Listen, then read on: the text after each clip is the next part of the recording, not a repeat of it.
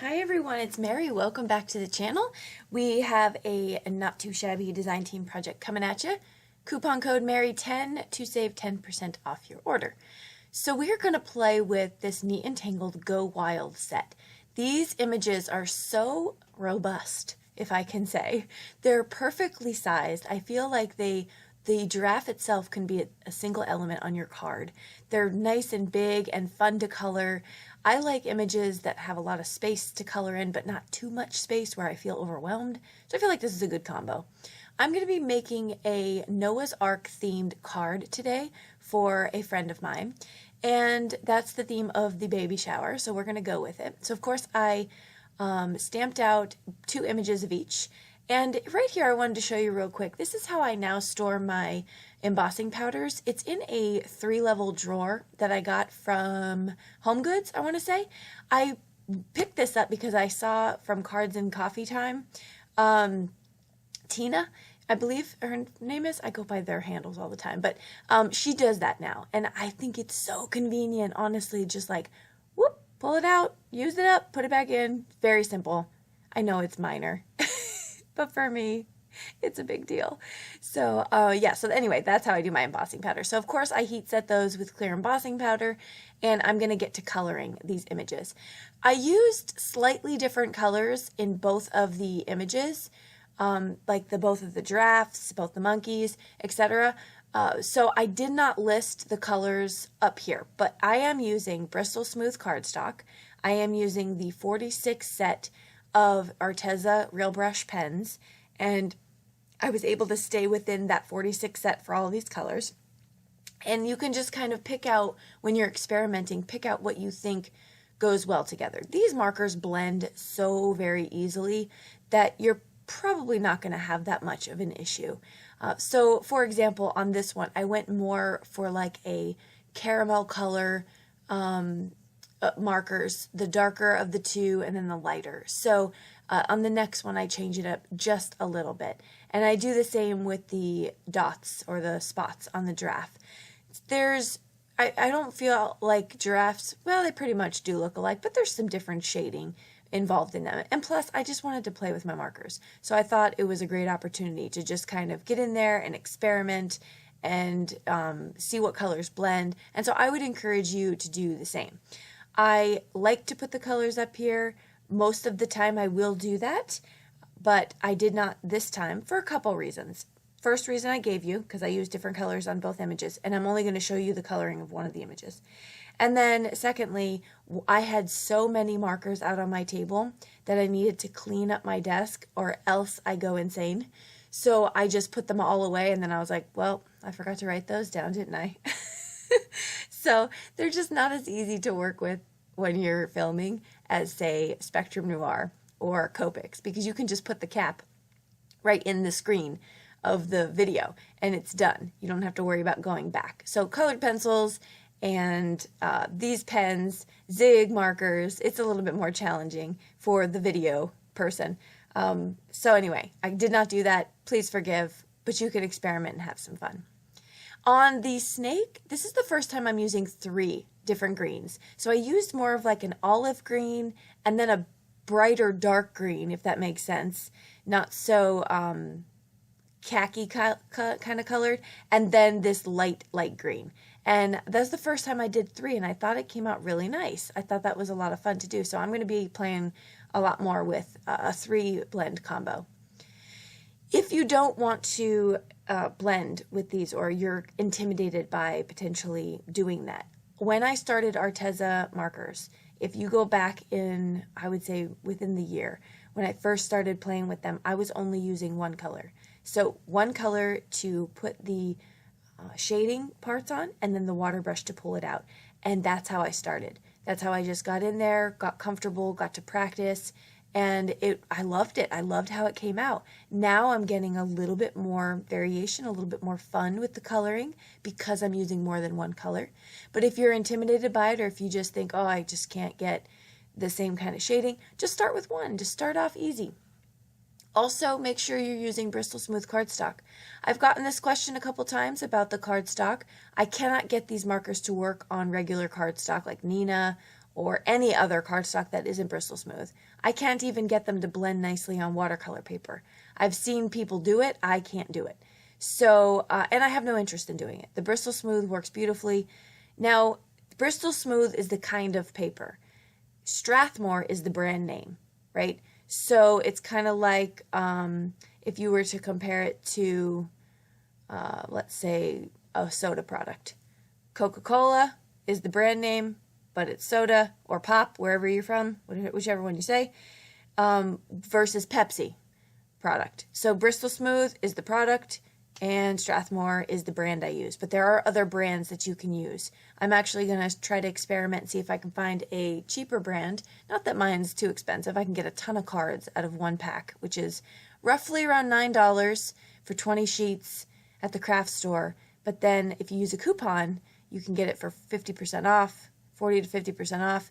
So that's a deal too. And a lot of times they have buy one, get one 50% off over there. Or buy one, get one free, even. So check that out, too. Try to save yourself a few dollars. So, all right, that is the paper I use, and that's how I'm able to get these beautiful blends for the Real Brush Pens. So I finished up coloring there. That balloon was a little challenging for me, but I thought it was fun. And I believe I used 3 colors on that one as well. If not, definitely 2. I wanted to use that. And then the water, when you use the water brush, here I'm showing you another balloon because I wanted to try it again. So this one I went with a little bit different hues. The first color I laid down was more like a darker blue, like a sapphire blue, and then a teal. And so then I'm pulling that out just for fun.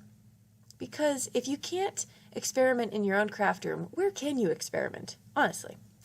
Okay, I took to Pinterest and I was like, I don't know how to draw an arc, a boat. I know nothing.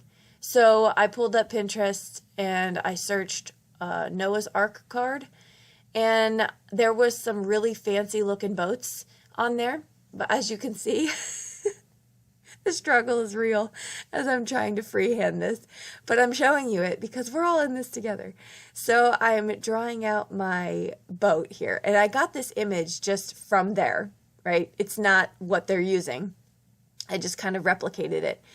I get the sketching down. So sketching is a lot easier than just like straight lines. Sketching, you can kind of like draw your lines. It's hard to explain, but it's just easier than just straight flat lines. But that's okay because I get it sketched out and then I take a ruler and I make it straight. So now I'm making all my lines perfectly straight. So when I cut it, it's going to look a little bit more like a boat than it was. So I never claimed to be an artist.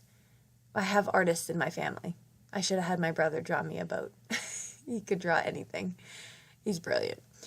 Okay, so I'm getting this down. Now I'm like, okay, let me just trace this out. I am using grab this, a Micron, I want to say it's like a 05 to draw out my, and that is archival ink, so that's waterproof as well. So the first one was Memento, but it's going dry, so I had to order another one. I was so sad that I had to go on Amazon and buy more things. Said no Mary ever. I am going to finish this up and then I'm going to get to cut it out, which is pretty easy to do. If you notice on the right hand side, my boat dips in and on the left hand side, it bows out. So I'm going to fix that. Here's my Spectrum Noir chart that I use. I have this blank one. If you want to email me, I'll send it to you. But I didn't show you the coloring because I wasn't really pleased with my coloring. Here it looks kind of choppy and messy. It's not going to matter so much in a minute, but it wasn't anything exciting. I should have done the boat a little bit lighter, I think, more like an oak color. But that's okay. We're going to use it anyway. And I'm going to run this through a wood grain embossing folder. And this to me adds a lot more fun because now it looks like it's made out of wood because I'm pretty sure it was made out of wood in the story of Noah's Ark. I'm going to take my makeup brushes here, and I'm going to use some Distress Oxide in Mustard Seed, Barn Door, and Salty Ocean, and I am just going to work in a sunset sky. I feel like they're out on the water, and it's sunset, and that's just how it should be. And so I'm going to work this in. I feel like I don't want to admit that my oxides are going dry because I just don't want to admit that. Because that means I have to re-ink them or repurchase. I do have a question for you all, though. Have you re-inked your oxides? And if so, are you pleased with the results?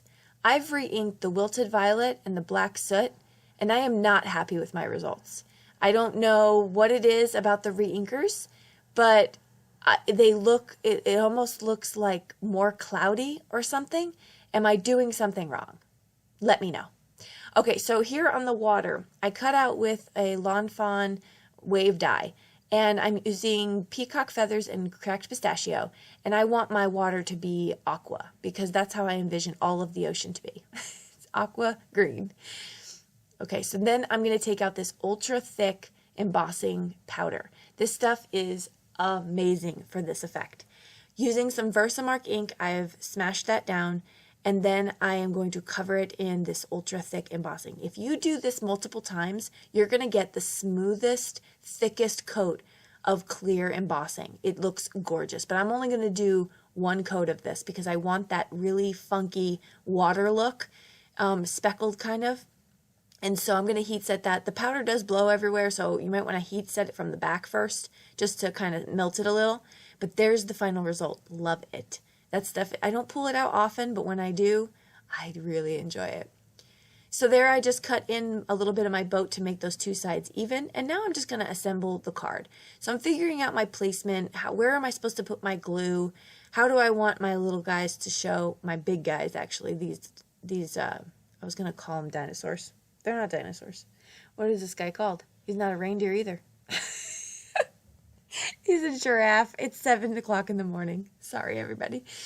And then I'm going to cut a slit right here in the middle of the boat because my little snake's got to sit up on this little boat.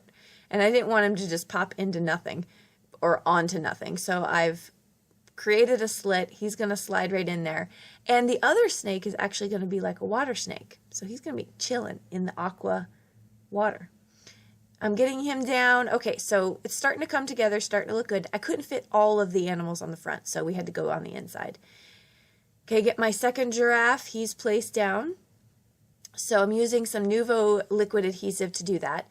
Very easy to do, and the back especially because there's no grooves. You can just place them down and hold them, but if you're going to glue something to the front, which is the embossed area, then you're probably going to have to hold it for a little bit. And I cut all those pieces out for you so you don't have to sit here and literally watch paint dry or glue. Okay, so I put something heavy on that just to hold that down, make sure they were all good to go. I'm popping up my water onto this piece of Burtec foam tape, and that's just going to be popped up right at the bottom so I can still stick in that little snake. He's going to hang out in the water. Yep, there he is. And then finally I have one bird glued down flat and one popping up. And that is going to do it for the front of the card. I take some Sakura Black Jelly Glaze pen just to color in the stripes on the snake. So I'm going to keep him black and green. And then I took these Sizzix little alphabet dies and I said, "Welcome Baby" in black cardstock, and I put that down.